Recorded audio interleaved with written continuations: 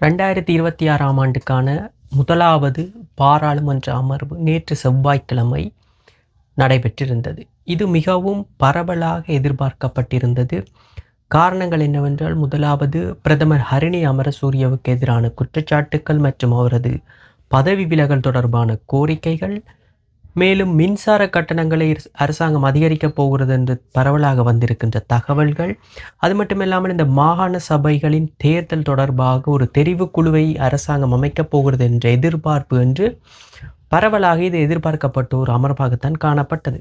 அது தொடர்பாகவும், அது மட்டுமில்லாமல் இலங்கையிலும் இந்த கள்ளச்சாராயம், சட்டவிரோதமான மதுபானங்களின் தயாரிப்பு மற்றும் அவற்றின் உற்பத்திகள் காரணமாக நேற்று முன்தினம் கூட 5 பேர் உயிரிழந்திருக்கிறார்கள். இது மிகவும் ஒரு கவலைக்குரிய விடயமாகவும், அரசாங்கம் இது தொடர்பான ஒரு கடுமையான நடவடிக்கைகளை எடுத்துக்கொள்ள வேண்டும் என்ற தொடர்பான ஒரு மிகவும் சிக்கலான ஒரு நிலையில் இப்பொழுது காணப்பட்டு கொண்டிருக்கிறது. இவை தொடர்பாகவும் இந்த பகுதியிலே விரிவாக பார்ப்போம். முதலாவதாக, இலங்கையின் பாராளுமன்றம் நேற்று செவ்வாய்க்கிழமை ஜனவரி 6ஆம் தேதி இந்த வருடத்தின் 2026ஆம் ஆண்டின் முதலாவது அமர்வுக்காக கூடியிருந்தது. இதிலே பொதுவாக எதிர்பார்க்கப்பட்டது அல்லது பரபரப்பை ஏற்படுத்திய விடயம் என்றால், இந்த பிரதமர் ஹரிணி அமரசூரிய தொடர்பாகவும் 6ஆம் தர பாடப்புத்தகத்தில் சில ஏற்றுக்கொள்ள முடியாத கலாசார சீரழிவுகளை தொடர்பாக வலியுறுத்தக்கூடிய சில சம்பவங்கள் அல்லது சில ரெஃபரன்ஸ்கள் அதிலே குறிப்பிடப்பட்டிருப்பது தொடர்பாகவும் தான் கடுமையான பேச்சுவார்த்தைகள் இன்று பாராளுமன்றத்திலே நடைபெற்றிருந்தன. குறிப்பாக எதிர்க்கட்சிகள் இவை தொடர்பாக பிரதமர் ஹரிணி அமரசூரியவின் பதவி விலகல் தொடர்பாக அவர் கல்வி அமைச்சிலிருந்து பதவி விலக வேண்டும் என்பது தொடர்பாக கடுமையான ஒரு வலியுறுத்தல்கள் காணப்பட்டன.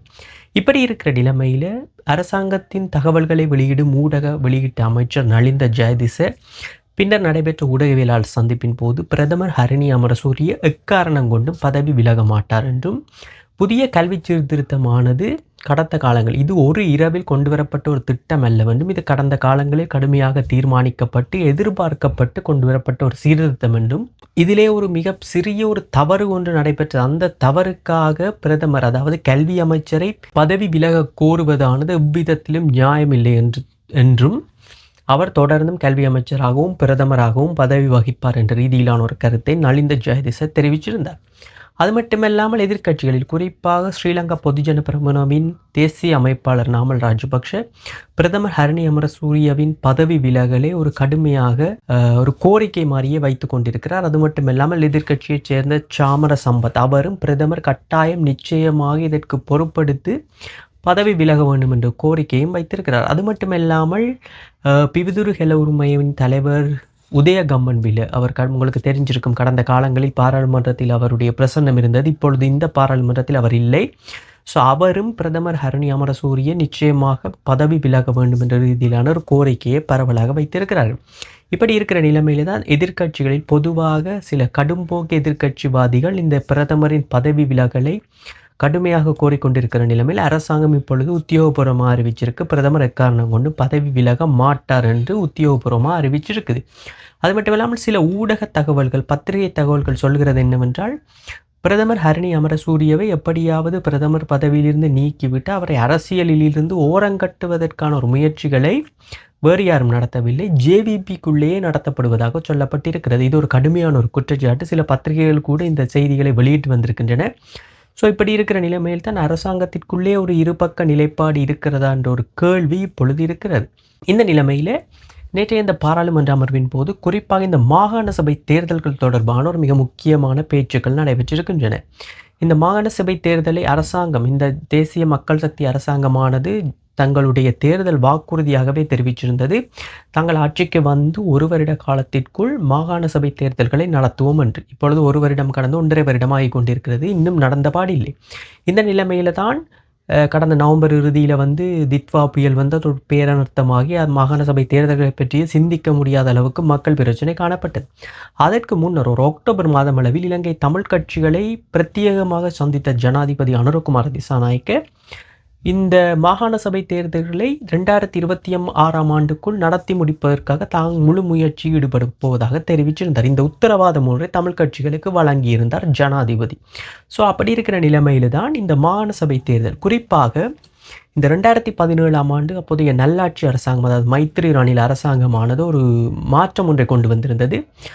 50% விகிதாசார முறையிலும் 50% தொகுதிவாரி முறையிலுமான ஒரு ஹைபிரிட் தேர்தல் முறையை இந்த மாகாண சபை தேர்தலில் ஒரு தேர்தலை நடத்துவது தொடர்பான ஒரு திட்டத்தை 2017ஆம் ஆண்டு அறிமுகப்படுத்த முயற்சி செய்திருந்தது. இருந்தபோதும் இந்த தொகுதிவாரி தேர்தல் முறையை நடத்துவது என்றால் இந்த எல்லைகளை மீள் நிர்ணயம் செய்ய வேண்டும். அது மட்டுமில்லாமல் அனைத்து இன மக்களுடைய பிரதிநிதித்துவமும் எந்த விதத்திலும் பாதிப்படையாத வகையில் அது காணப்பட வேண்டும் என்ற ஒரு கோரிக்கை குறிக்கோளுக்கு இணங்க இந்த எல்லை நிர்ணயமானது காலதாமதப்பட்டு கொண்டே இருந்தது. அப்படி இருக்கிற நிலைமையில் தான் இந்த எல்லை நிர்ணயம் முடிந்தால்தான் இதை ஒரு கலப்பு முறை, ஒரு ஹைபிரிட் முறையில் இந்த தேர்தலை நடத்த முடியும்.